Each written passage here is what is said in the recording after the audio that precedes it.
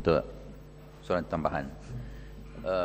Bolehkah Yang Berhormat Menteri menjelaskan kenapa tindakan begitu lewat diambil terhadap dua-dua pengetua, oleh kerana sungguh pun tadi Yang Berhormat kata ada pengantungan, tapi ini sangat lewat yang tidak seleras dengan pengumuman beliau bahawa apabila perkara tersebut berlaku akan bergantungan buat serta-merta dan ikut dengan tindakan kemudian. Dan kedua, bukankah Yang Berhormat Menteri sedar bahawa kenyataan rasis ini yang dibuat akibat daripada indoctrination BTN yang apa yang kita dapat ialah bahawa sangat fahaman rasis ada ditanamkan sehingga perlulah adakah kerajaan hasrat untuk bukan sahaja kaji semula kurikulum tapi untuk menutup BTN oleh kerana menentang dengan apa-apa dicanangkan dalam gagasan Satu Malaysia, Biro Tentara Negara yang sebenarnya Biro Tentang Negara.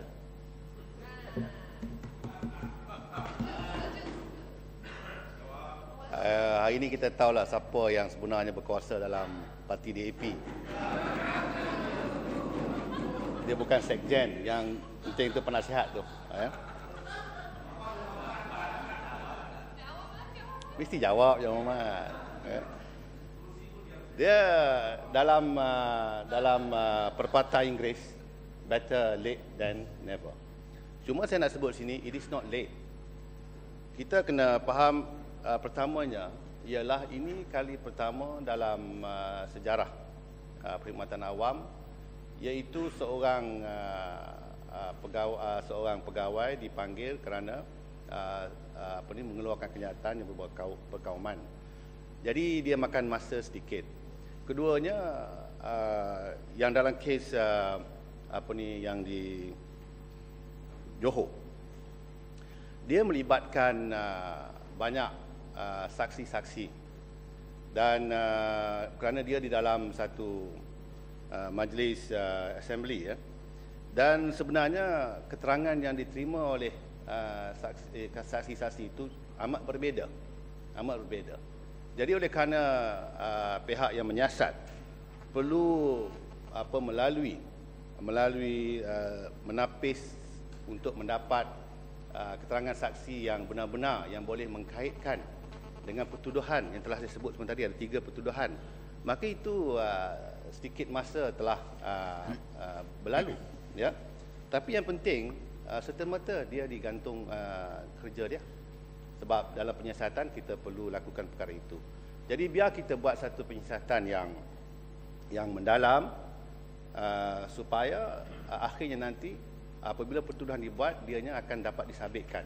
Kalau tidak, penyiasatan yang flip-flop akan menyebabkan mungkin kita tidak akan dapat kepada satu keputusan yang boleh merasakan kita rasa puas hati. Kedua,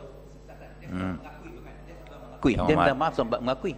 Tuan Ketua, kalau Susilawati punya tu pun, kalau kita berdasar kepada surat khabar, dia dah mengakui, kita patut gantung dia terus ke apa ke? Tapi orang yang dibunuh juga diberikan masa, kuasa ataupun hak untuk membela diri. Jadi dalam perkara ini, ya, kita sebelum nak menjatuhkan hukuman, kita kena tengok keadaan, situasi, bagaimana perkara itu telah berlaku. Adakah dia dengan niat yang betul-betul mahu menghasut, ataupun pada ketika itu lihat pada situasi sekelilingnya, sama ada apa yang dilakukan itu bukan berniat untuk lakukan demikian, tapi mungkin dia marah ke apa ke. Ini semua kena kita lihat. Barulah kita boleh mengambil satu keputusan yang adil kepada semua, ya. Kalau tidak, susahlah. Kalau saya kenal Yang Berhormat di sini, kan, saya berseloroh, saya kata, apalah Yang Berhormat, pergilah balik China, takkan Yang Berhormat nak ambil dakwa saya. Kita kenal antara satu sama lain. Jadi perkara ini kita kena siasat betul-betul supaya berlaku adil kepada semua pihak, ya. Keduanya, ini bukan kerana indoktrinasi BTN, ya. Saya telah sebut iaitu bahawa kita BTN akan menukarkan modulnya supaya menampakkan apa yang dimahukan oleh Perdana Menteri Satu Malaysia.